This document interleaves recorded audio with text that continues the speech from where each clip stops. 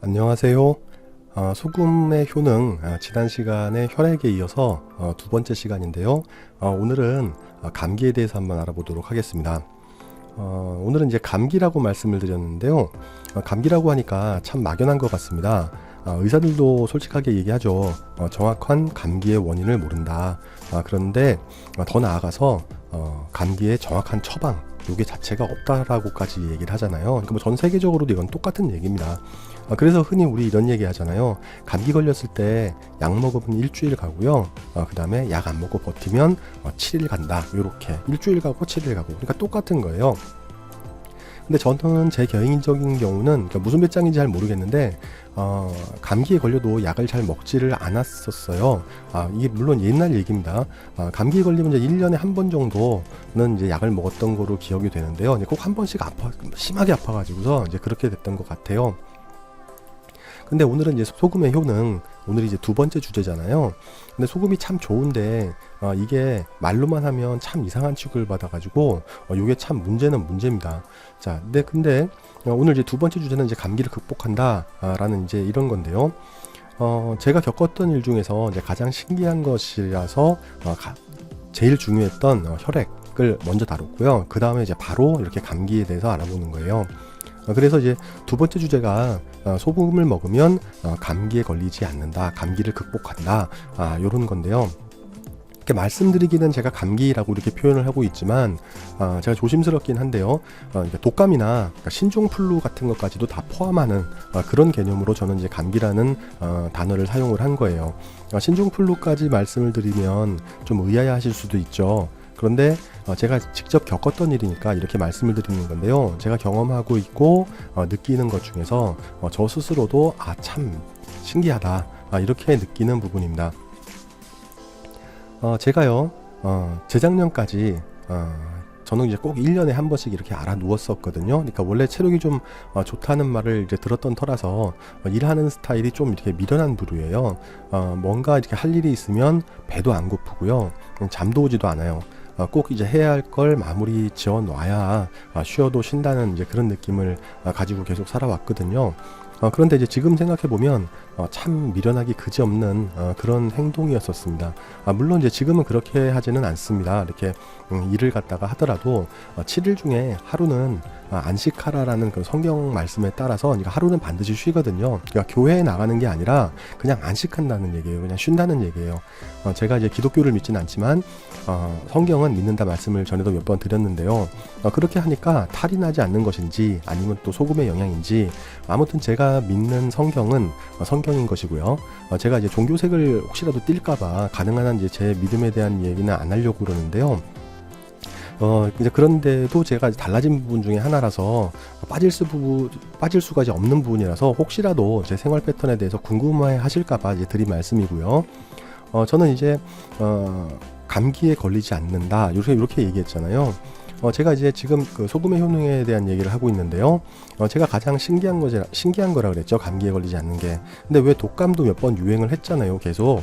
그런데 예방접종 이런 거는 저는 전혀 안 하고요.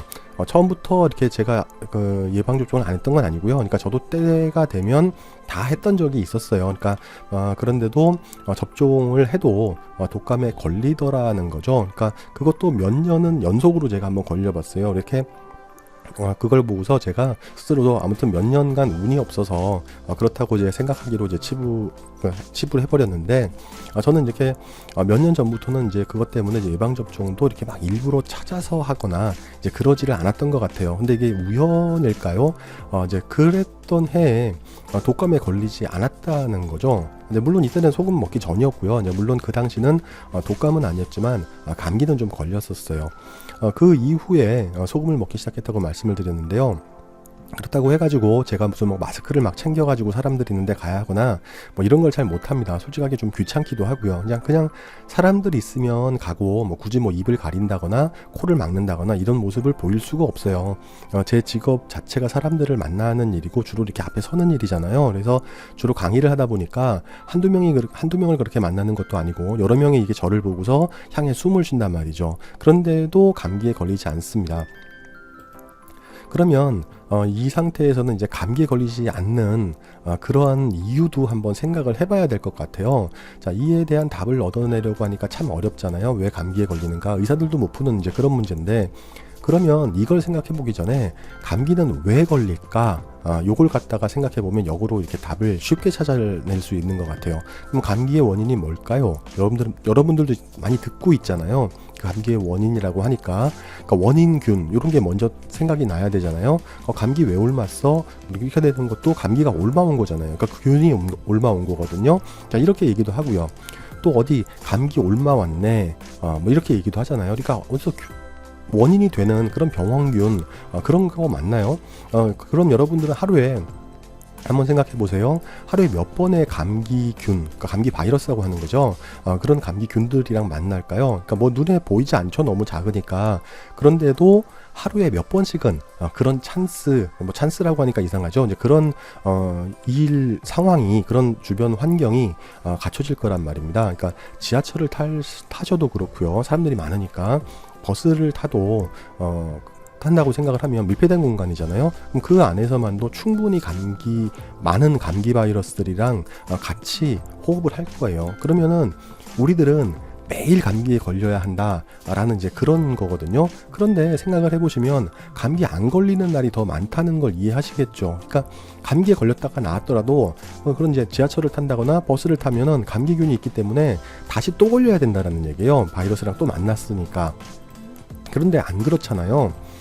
그걸 일단 놔두고서요. 저 이제 두 번째 개인적인 경험을 또 하나 또 말씀을 드려볼게요. 소금이 감기 예방 효과가 있다. 요런 것은 이제 저희 아이들로부터도 바로 알 수 있는 건데요. 저희 아이들이 이상하게 어릴 때부터 기관지가 약하다는 얘기를 많이 들었어요. 그러니까 계절마다가 아니라 정말 한 달에 한 번 정도는 병원을 갔던 것 같아요. 그러니까 집에 그 호흡기 치료하는 그 기계 있잖아요. 이렇게 수증기를 뽑아내가지고서 그걸 호흡으로 할 수 있도록 만드는 기계. 요걸 갖다가 어릴 때부터 입에 물려놓고 계속 약을 호흡하도록 했었어야지만 애들이 잠이 들었었습니다. 그 정도로 약했었어요. 근데 그 약을 들이마시지 않으면은요, 애들이 밤새 잠을 못 자요. 그러니까 기침을 얼마나 해야 되는지, 그리고 굉장히 고통스러워해요.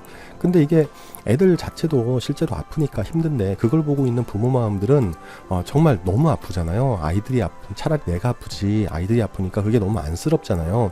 그런데 제가 주방을 점령을 하고 나서 그게 우연인지는 모르겠습니다. 근데 그런 게 전혀 없어졌다는 말이에요. 그러니까 지금 한 1년 반 정도 됐죠. 근데 아이들이 학교에 독감으로 인해서 전교생이 거의 4분의 1 정도가 학교에 안 나오는, 학교에서 못 나오게 하거든요. 그 전염일이기 때문에.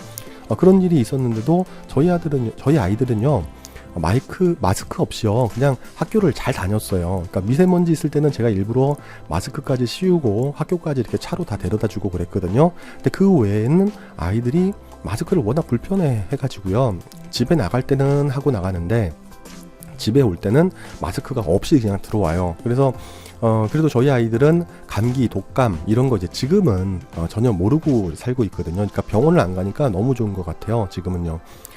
그래도 이게 제가 좀 솔직하게 하나 더 말씀을 드려야 될 건데, 이거는 뭐냐면 저희 첫째는 그 중에서도 신종플루를 한번 거쳐갔어요.